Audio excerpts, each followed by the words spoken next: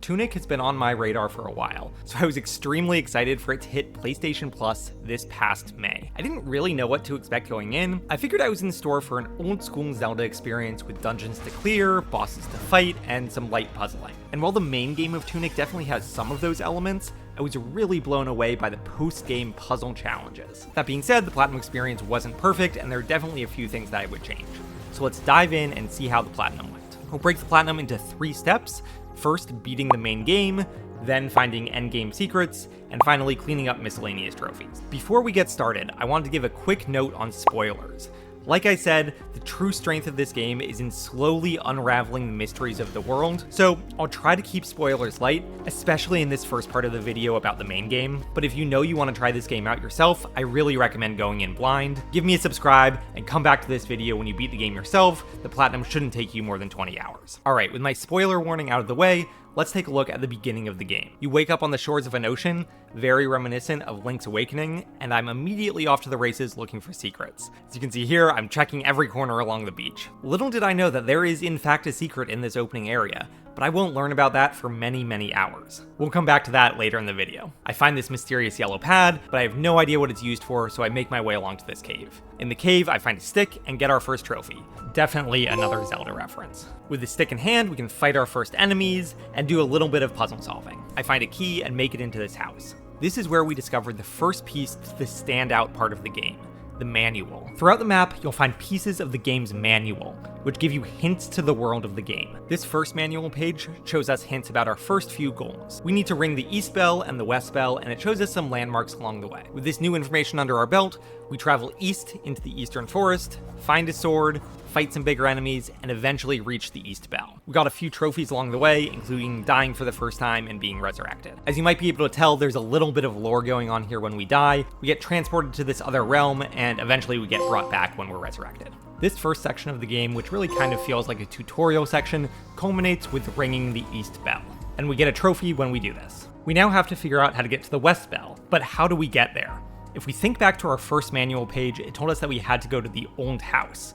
But where is the old house? Luckily, when leaving the East Bell, one of the first things that we come across is another manual page, and this one shows us a map. Many of the key locations, like the old house, are on this map, so we know where to go. In general, this can give you a pretty good sense of the main gameplay loop. The game funnels you towards a fairly self-contained and linear area like the Eastern Forest, then by the time you explore and clear that area, the game will give you a manual piece that points you towards your next destination. The manual is honestly genius. On its base layer, it's incredibly nostalgic. As a kid, I loved thumbing through a new game manual, really excited to read about what the game had in store for me. Tunic really evokes that same feeling, but mechanically, the manual works wonderfully as well. Every time you see a new piece, you get so excited because you know more mysteries of the game are about to be unlocked. The manual doesn't only help with navigation either.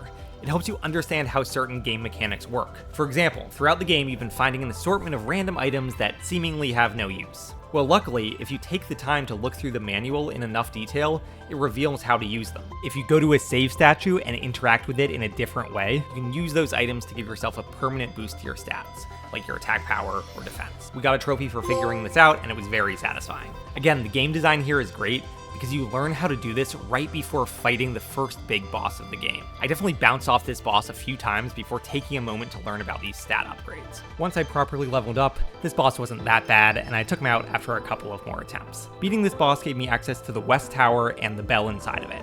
I got another trophy after hitting this bell. After ringing the East and West bells, the second phase of the game opens up. You can now enter this temple, where it becomes clear that you need to find 3 medallions. Again, very reminiscent of Zelda and the Temple of Time. I definitely found this part of the game to be a little less linear than the bell section. Again, you have manual pages that can point you in the right direction, but the clues are definitely a bit more subtle than the bell tower hints. I definitely spent a few hours exploring areas of the map, but I would go in the wrong direction and reach a dead end and not really know where to go from there. So a little bit trickier. That being said, I eventually found my way to all 3 medallions, each of which ended with a fairly big boss fight. The boss of this forest zone was the Siege Engine, this big robot with lasers. He was pretty cool. In the next zone, you found a hookshot, which could pull enemies towards you, and so the boss here is the Librarian, where it's a ranged battle, but if you hookshot him, you can get some hits in on him. For the third boss, you go deep into the mines and fight the boss scavenger. I actually don't think this boss was particularly spectacular, but I really liked the run up to the boss. As you explore the mine, you learn the origins of the true source of these power cells, and it's definitely a little bit creepy. Anyways, here I am getting the 3 trophies for collecting the gear at the end of each boss battle. Again, this was pretty solid. I really like the 3 distinct sections of the game. It helps split it up really nicely. When you finally return the 3rd medallion, it appears like nothing happens, and we even get a trophy titled What Now? This is probably the most obscure moment in the main game, and I could see people being pretty frustrated on what to do next. I stumbled on the solution fairly quickly, but I feel like I got a little bit lucky. I won't spoil what you need to do, but once you figure it out, you're in the home stretch of the main game. Your spirit is separated from your body, and you need to find how to get back to the world of the living. This section of the game is very combat focused, and honestly, this was by far the weakest point of the game for me. I loved the puzzle solving and exploration, but the combat just didn't do it for me. There was a boss rush towards the end of the game that I found super difficult, and the final boss of the game was rough as well. To be fair, I might have just been exhausted by this point. I'd been playing the game all day, and I stayed up way too late. I eventually took down the final boss that next morning, but look how tired I look. Not my greatest moment. Here I am picking up the trophy at the end of the main game, officially finishing the first stage of the Platinum. With the main game out of the way, it was time to turn our attention to endgame puzzles. Again, I'll throw up a spoiler warning here in case you want to try the game yourself. I really recommend discovering these puzzles yourself if you have any interest in the game. I won't spoil all of these puzzles, but I'll show you a few, and I'll definitely spoil some of the key understandings. The first step of these endgame puzzles is to understand the concept of the Holy Cross. You'll come across some manual pages that shows our fox pondering some symbols on a set of doors. We're also given clues that show that you can use the D-pad to enter directions that correspond to that symbol. With this information in hand, we can track down one of those doors in the game itself and try entering the correct combination. When the doors open, we get the first of our secret treasures and a trophy. It turns out that scattered throughout the manual are clues to tons of different Holy Cross puzzles. A lot of these clues are scattered notes found in the back of the manual. Again, super clever. It feels really accurate to how I used to use these manuals back in the 90s. One of my favorites was this clue about the windmill. If you go to the windmill, you'll see that there are notches on the blades. These notches correspond to a Holy Cross combination. When we enter the right combination, we get a chest with another secret treasure.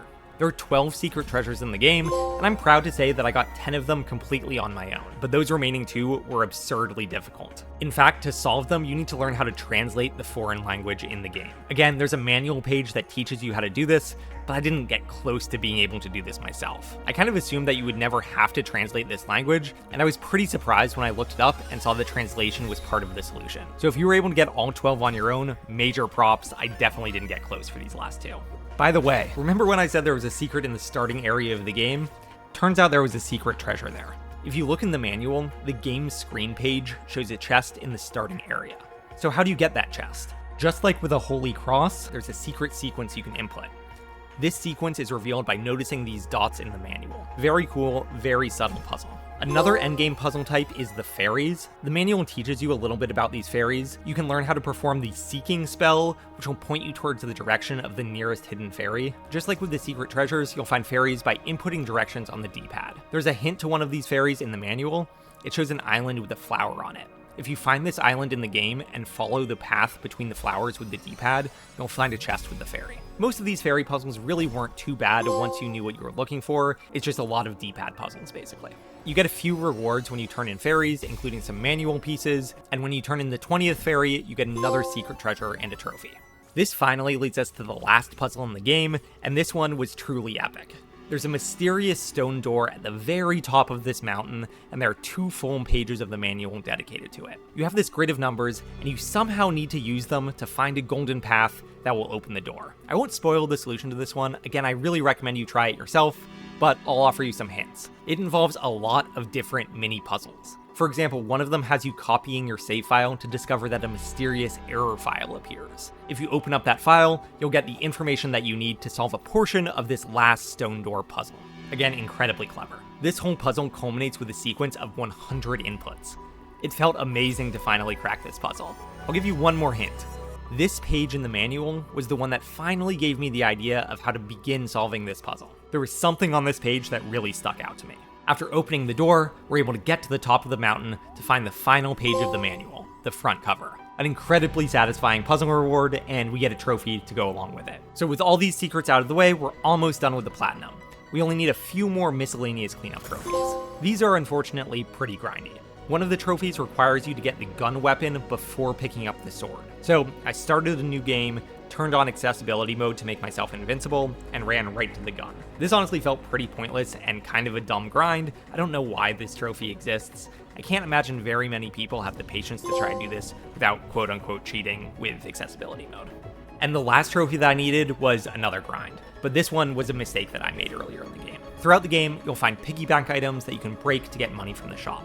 It turns out there's a trophy for having 10 of these at once. Unfortunately, I didn't know this because I was going into the game blind, so during my first playthrough, I smashed all the piggy banks that I picked up. So I had to start another new game, look up a guide to find where the piggy banks were, and speedrun the game to get to those locations. Again, pretty annoying overall. It probably added an extra hour of playtime to the platinum. But here I am picking up the last one and popping that trophy and getting the platinum. As you can probably tell, I really love this game. I adored the puzzling and the discovering. A couple of bad trophies towards the end, but overall not too bad. If you want to see more platinum videos, please subscribe, and I'll see you next time.